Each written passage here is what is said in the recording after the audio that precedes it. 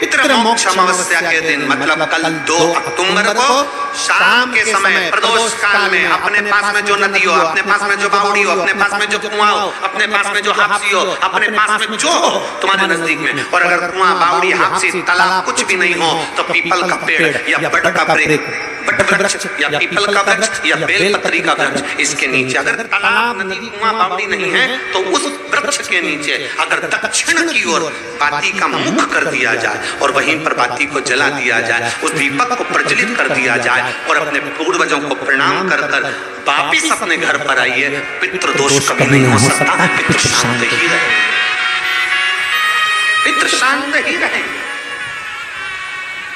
भगवान शिव कहते हैं, सुनो आर्यमा स्वामी, ये प्रदोष काल का समय मेरा और शंकर भगवान कहते हैं ये मेरा और पार्वती के भ्रमण का समय है। श्री शिवाय नमस्तुभ्यम। दोस्तों, आप सभी लोगों ने सुना कि पंडित जी ने 2 अक्टूबर के दिन किया जाने वाला एक दीपक वाला उपाय बताया है, जो उपाय उन लोगों के लिए है जिन लोगों ने पितृपक्ष के पूरे 16 दिनों में कुछ भी ना किया हो या कुछ सब कुछ किया भी हो तो भी अगर आप लोग इस एक दीपक वाले उपाय 2 अक्टूबर यानी कि इस पितृपक्ष की अमावस्या के दिन करते हैं, साल की सबसे बड़ी अमावस्या के दिन करते हैं, तो आपके जीवन से दुख और परेशानियां दूर हो जाएंगी, साथ ही में आपकी मनोकामनाएं भी धीरे धीरे करके पूर्ण होना शुरू हो जाएंगी। और अगर आपके ऊपर पितृदोष होगा तो वो भी दूर हो जाएगा, साथ ही में आपके पितृ आपसे इस दिन प्रसन्न होकर जाएंगे अगर आप लोग मात्र इस एक उपाय को इस पितृपक्ष की अमावस्या के दिन कर लेते हैं। तो आपने खुद सुना, ये उपाय पंडित जी ने अपनी अभी की ही कथा में बताया हुआ है और अभी जो है पितृपक्ष की अमावस्या पड़ गई है। इस वजह से दोस्तों आप लोगों को ये वाला उपाय जरूर करना चाहिए। ये वाला उपाय हम आपको अच्छे से समझाते हैं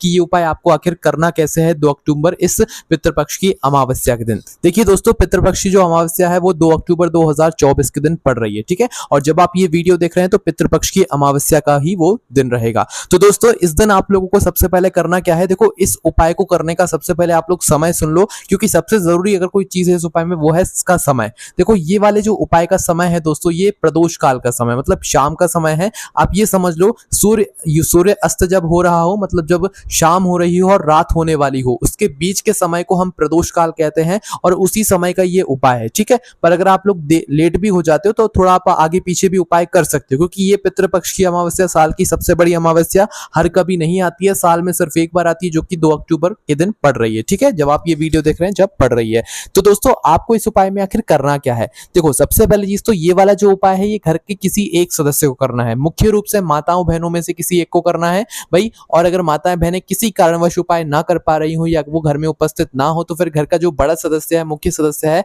वह भी इस एक दीपक वाले उपाय को कर सकता है, ठीक है। पर ये एक दीपक हमें जलाना कहाँ है, इसकी बत्ती कैसी बनानी है, इसके अंदर क्या चीज हमें डालनी है, ये सारी चीजें भी बहुत ज्यादा समझने वाली हैं, इसलिए आप लोग पहले उपाय को अच्छे से समझ लीजिए, ठीक है। देखिए उपाय का समय आप लोग जान गए हैं, शाम का समय, प्रदोष काल का समय। उसके बाद में दोस्तों आप लोगों को ये भी हमने बता दिया कि ये उपाय आपको करना कैसे है। अब हम जानते हैं कि ये उपाय आपको करना कहाँ पर है। तो देखो ये उपाय करने के लिए आप लोगों को किसी जलाशय के पास में जाना पड़ेगा, किसी पानी वाले स्थान के पास में जाना पड़ेगा जो कि आपके घर के आसपास हो, ठीक है। अब हम वो आपको तभी बताएंगे जब आप पहले उपाय समझ लोगे, ठीक है। तो आइए समझते हैं कि कैसे आपको ये वाला उपाय करना है। सबसे पहली चीज दोस्तों, इस एक दीपक वाले उपाय में एक दीपक जो है वो सबसे जरूरी चीज है ना। तो भाई शाम होने से कुछ समय पहले आप अपने उपाय की तैयारी शुरू कर दीजिएगा, मतलब कि उपाय को करने के लिए तैयारी शुरू कर दीजिएगा। और उपाय में आप लोगों को सबसे पहले एक दीपक यहाँ पर तैयार करना है। दीपक भी यहाँ पर सबसे जरूरी और बहुत जरूरी चीज है इस उपाय की, इसलिए दीपक सुन लीजिए कि आपको कैसे तैयार करना है। देखो जो दीपक है वो आपका होगा मिट्टी का दीपक, है ना। यहाँ पर आटे का दीपक प्रयोग में नहीं लेना है, मिट्टी का जो नया दीपक होता है वो आपको प्रयोग में लेना है। अगर किसी कारणवश किसी के पास मिट्टी का नया दीपक नहीं है तो उनके घर में जो पुराना दीपक हो उसको एक बार धोकर आप अपने इस उपाय में प्रयोग कर लेना, पर लेना मिट्टी का ही आपको यहाँ पर दीपक है ना। इसके बाद में दोस्तों अब हम बात करते हैं इस दीपक के अंदर लगने वाली बत्ती के बारे में कि इसके अंदर हमें बत्ती कैसी लगानी है।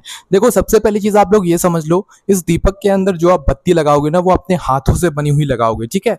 और इस दीपक के अंदर जो बत्ती लगेगी वो लंबी बत्ती लगेगी। लंबी बत्ती आप लोग जानते हो ना कैसी होती है, जो बिल्कुल लंबी होती है ना। यहाँ पर गोल बत्ती नहीं लगेगी। हमें पता है, आप लोगों को पता है कि सभी देवताओं को यहाँ पर गोल बत्ती लगती है, पर दोस्तों यहाँ पर पितृदेव के लिए गोल बत्ती नहीं लगती है, यहाँ पर लगती है लंबी बत्ती। पितृपक्ष की अमावस्या के दिन जो हम इसे एक दीपक वाले उपाय में बत्ती लगाते हैं वो हमेशा लंबी बत्ती लगाते हैं। और ये लंबी बत्ती कोशिश किया करो कि बाजार की बनी हुई वाली ना हो, आप अपने घर पर रुई लेकर आओ बाजार से और उस रुई से अपने हाथों से एक लंबी बत्ती बनाओ, ठीक है। फिर उस लंबी बत्ती को क्या करो आप लोग अपने दीपक के अंदर रखो। अब दोस्तों यहाँ पर दीपक भी आप लोगों को ऐसा नहीं कि बड़ा दीपक लेना है, एक जो मीडियम साइज का जो नॉर्मल दीपक होता है वही दीपक आपको यहाँ पर लेना है, ठीक है। उस दीपक को लेने के बाद उसके अंदर आपको अपने हाथों से बनी हुई लंबी बाती रखनी है। आप मार्केट की भी रख सकते हो, हम मना नहीं कर रहे हैं, पर मुख्य रूप से आपको अपने हाथों से बनानी चाहिए। पंडित जी ने ऐसी बात कही है इसलिए हम आपको यहाँ पर बता रहे हैं, और पंडित जी ने तो ये उपाय अभी समझाया है ना। तो भाई लंबी बाती आप लोगों को जो है यहाँ पर लेना है, इस दीपक के अंदर रखना है और शुद्ध देसी गाय का घी अब लेकर आ जाना है ना। अब आप कहोगे हम शुद्ध देसी गाय का घी सीधे बाजार से लाएंगे, पतंजलि वाला ले आएंगे या ये ले आएंगे या वो ले आएंगे, ठीक है। तो देखो बाजार का आप कोई भी घी ले लो उसमें मिलावट होती ही होती है ना, आप ये नहीं कह सकते कि वो शुद्ध घी है ना। तो देखो मुख्य रूप से आपको यहाँ पर लेना है गाय के दूध से बना हुआ जो घी होता है या शुद्ध देसी गाय का घी जो होता है वो लेना है, ठीक है। पर आपकी पूरी कोशिशों के बाद भी आपको घी ना मिला हो, ठीक है, आपने जैसे कोशिश करी है ना, आपने सुबह से शाम तक ढूंढते रहे पर शुद्ध देसी गाय का घी नहीं मिला, ठीक है, या आपने किसी से मंगवाया आपको नहीं मिल पाया, फिर उसके बाद में आपको जो घी मिल रहा है आपको अपनी श्रद्धा अनुसार जो है मतलब शुद्ध से शुद्ध घी आप फिर वो प्रयोग में ले सकते हो। पर मुख्य रूप से आपको शुद्ध देसी गाय का घी लेना है और थोड़ा ढूंढना है, ढूंढने पर आपको मिल जाएगा, ठीक है। तो शुद्ध देसी गाय का घी आप लोगों को इस दीपक के अंदर डाल देना है, दीपक बिल्कुल फुल भर देना है शुद्ध देसी गाय के घी से, है ना। जैसे ही आप लोगों का ये जो दीपक है लंबी बाती का मिट्टी का दीपक तैयार हो जाता है, इसके बाद में अब आप लोगों का जो काम है वो है सीधा उपाय करने का, ठीक है। देखो जो उपाय करेगा वही उपाय का यहाँ पर पूरी तैयारी भी करेगा, ठीक है। माताएं बहनें कर रही हैं तो माताएं बहनें इस दीपक को तैयार करेंगी, कोई पुरुष कर रहे हैं तो भाई वही इस दीपक को तैयार करेंगे। घर के कोई सिर्फ एक सदस्य करेगा अपने पूरे घर परिवार के लिए, क्योंकि घर के जो पितृ होते हैं पूर्वज होते हैं वो एक ही होते हैं, वो ज्यादा नहीं होते हैं, ठीक है। हर घर के पितृ एक ही होते हैं ना। तो आपको करना क्या है, शाम के समय आप लोगों ने ये दीपक तैयार किया।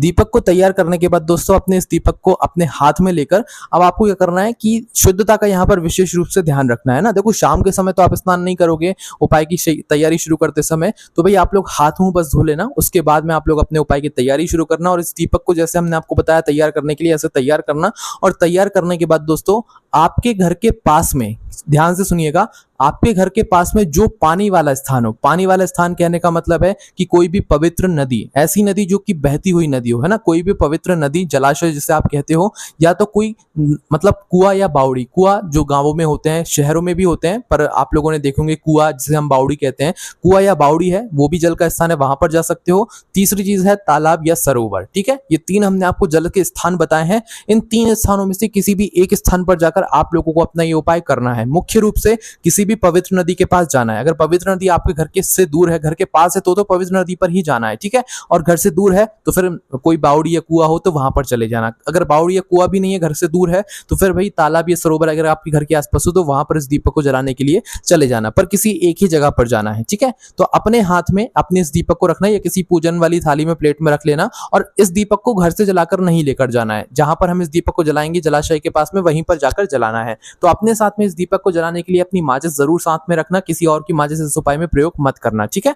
तो अब आपको करना क्या है, इस दीपक को आपने तैयार किया, अपने घर से आप लोग निकल जाइएगा शाम के समय। देखो उपाय करने का एक निश्चित समय है, बिल्कुल समय की आप लोग यहाँ पर बहुत जरूरी बात सुन लो कि पंडित जी ने बोला हुआ है इस उपाय को करने का प्रदोष काल का समय। प्रदोष काल का समय होता कब से कब तक है, देखो जब शाम हो रही होती है, आप अपने अनुसार देख लीजिएगा, आप जहां पर रहते हैं वहां पर देख लीजिएगा, जब शाम हो रही होती है और रात होने वाली होती है, उसका जो बीच का समय होता है वो होता है कौन सा समय, प्रदोष काल का, ये शाम का समय है ना।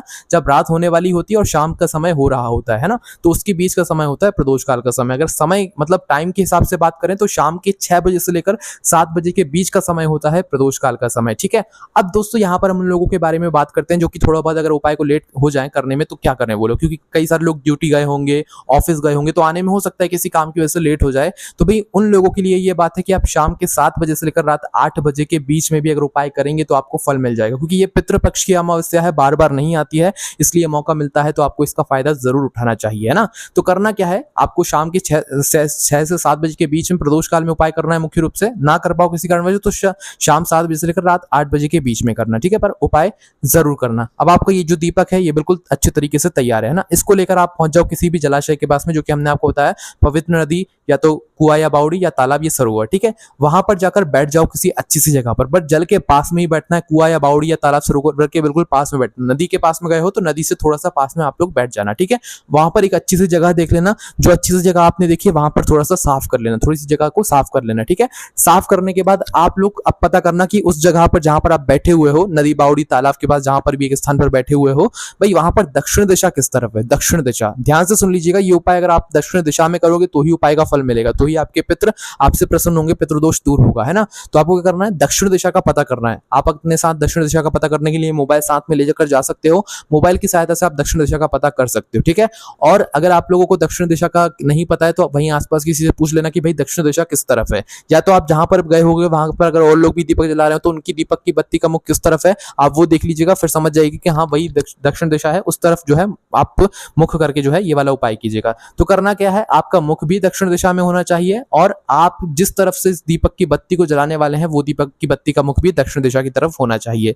तो अब सबसे पहले तो आप अपना ये जो दीपक है जो आपने तैयार किया है लंबी बाती का, इसको जला लीजिए। लंबी बाती का दीपक एक साइड से ही जलता है, ये बात आप सभी लोग जानते हो। तो जिस तरफ से आपने इस दीपक को अपनी माचिस से जलाया हुआ है, इस जलती हुई बाती का मुख आपको करना है दक्षिण दिशा की तरफ, और आपको भी दक्षिण दिशा की तरफ मुख करके ही जो है इस दीपक को रखना है, ठीक है। तो आपने क्या किया भाई, नदी बावड़ी तालाब या किसी भी एक स्थान के पास जाकर आप बैठे, अच्छे से वहां पर उस जगह को थोड़ा सा साफ किया, और साफ करने के बाद आपने अपने दीपक को जलाया। दीपक को जलाने के बाद दक्षिण दिशा का पता किया। अपने दीपक को जलाकर दक्षिण दिशा का पता करने के बाद आपको क्या करना है, इस दीपक को अपने सीधे हाथ की हथेली में उठाना है। कहां पर उठाना है, सीधे हाथ की हथेली में उठाना है, और अपने पितरों का स्मरण करते हुए, अपने पूर्वजों का स्मरण करते हुए, उनसे अपने लिए प्रार्थना करते हुए और भगवान शिव जी से जो है अपने पूर्वजों के लिए, पितरों के लिए प्रार्थना करते हुए इस दीपक को आपको क्या करना है, दक्षिण बाती का मुख करके, जिस तरफ से दीपक जल रहा है भाई उस बाती का मुख दक्षिण दिशा की तरफ करके इस दीपक को आपको रख देना है, ठीक है। पूर्वजों के नाम का स्मरण करते हुए, भगवान शिव जी के नाम का मन ही मन सोचते हुए, है ना। इस दीपक को आपको वहीं पर नदी की बावड़ी या तालाब के पास में रख देना है ना, जो आपने जगह साफ की हुई होगी थोड़ी सी,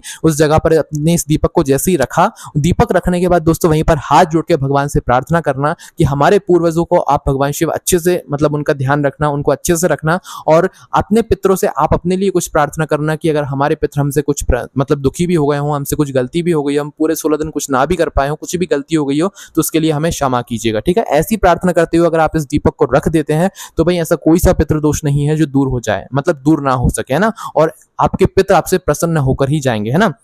दीपक देखिए दोस्तों, मुख्य रूप से आपको नदी के पास में ही जाकर लगाना है, और नदी ना मिले तो फिर किसी बावड़ी या कुएं के पास में जाना है, वो भी ना मिले तो तालाब या सरोवर के पास में जाना है, ठीक है।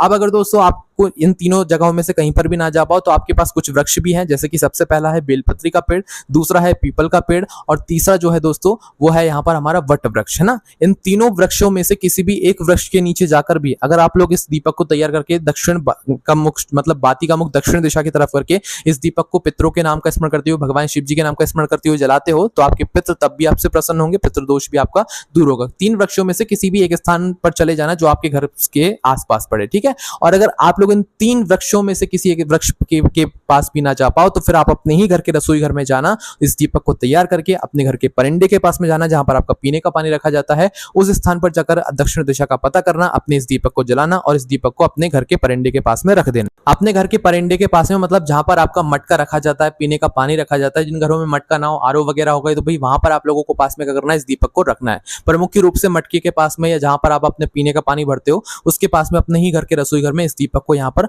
रखना है। पर ये काम उन लोगों के लिए है भाई जो किसी कारणवश अपने घर से बाहर नहीं निकल सकते हो या घर में अकेले हो, घर से बाहर नहीं जा पा रहे हो, तो भाई उस स्थान पर फिर आप अपने ही घर में अपने पितरों के लिए इस दीपक को दक्षिण बाती का मुख करके, दीपक एक सा ही जलेगा, एक सा ही तैयार होगा, बस जो है आप लोगों का जगह का यहाँ पर अंतर पड़ जाएगा, है ना। तो अपने घर के रसोई घर में इस दीपक को मतलब तैयार करके जला देना, दक्षिण बाती का मुख करके पितरों का स्मरण कर लेना, पूर्वजों का स्मरण कर लेना, ठीक है। अब हमने आपको इतनी जगहें बताई हैं, आपको जाना किसी एक ही जगह पर है। अगर आप पवित्र नदी पर जा सकते हो तो आपको वहीं पर जाना है, ठीक है।